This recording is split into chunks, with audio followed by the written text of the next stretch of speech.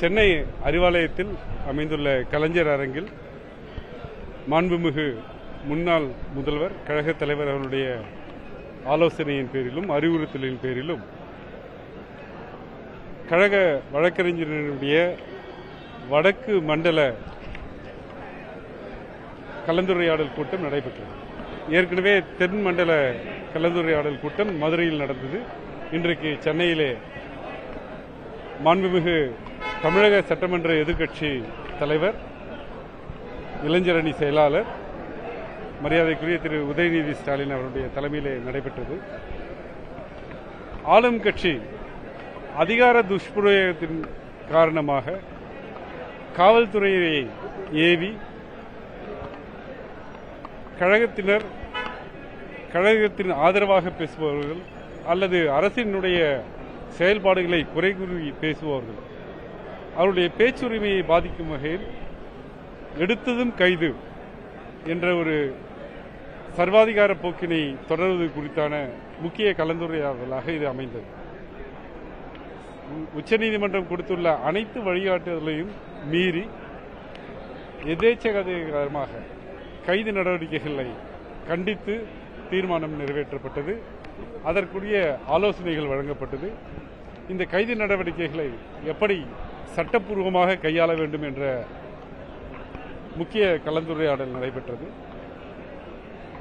மேலும் வழக்கறிஞர் அணி சீரமைப்பு குறித்தும் வரக்கூடிய காலங்களிலே வழக்கறிஞர் அணியை மறுசீரமைத்து இளைஞர்களை, புதியவர்களை அதிக பணியில் ஈடுபடுத்திடவும் முடிவெடுக்கப்பட்டது. முக்கியமாக இவிஎம் மெஷின்கள் எவ்வாறு குறைபாடு உடையவை என்பதை குறித்தும் 2024 திராவிட முன்னேற்ற கழகத்தினுடைய சார்பாக சென்னை உயர்நீதிமன்றத்திலே தாக்கல் செய்யப்பட்ட ரிட் மனு இன்னும் நிலுவையிலேயே இருக்கிறது. இந்த நேரத்தில் கொளத்தூர் தொகுதியில் இவிஎம் மெஷின்களை சரிபார்த்த போது சரிபார்க்கப்பட்ட 14 மெஷின்களிலே 30% அதிகமான மெஷின்கள் குறைபாடு உடையதாக கண்டறியப்பட்டது. எனவே அதை சட்டத்தின் மூலமாக எப்படி நிவாரணம் தேடுவது, இவிஎம்கள் படிப்படியாக குறைக்கப்பட வேண்டும், பேப்பர் பேலட் காகித முறை வாக்கு வர வேண்டும் என்ற ஒரு நோக்கத்தோடு செயல்பாடுகளை அமைத்துக் கொள்ள வேண்டும் என்று முடிவெடுக்கப்பட்டது. இதுபோன்று வரக்கூடிய காலங்களிலே டெல்டா மண்டலத்திலும் கோவை மண்டலத்திலும் இதுபோன்ற நிகழ்வுகள் நடைபெறும். கடைசியாக கழகத் தலைவர் அவருடைய தலைமையிலே மிக பிரம்மாண்டமான வழக்கறிஞர் அணி மாநாடு விரைவில் நடைபெறும் என்பதை தெரிவித்துக்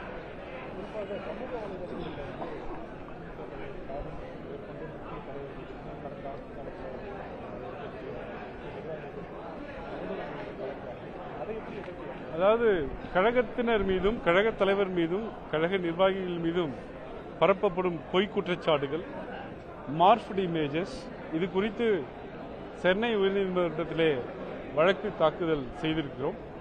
காவல்துறை இதுபோன்ற நிகழ்வுகளிலே முதல் தகவல் அறிக்கை கூட தாக்கல் செய்யப்படாமல் இருப்பதை கண்டித்திருக்கிறோம்.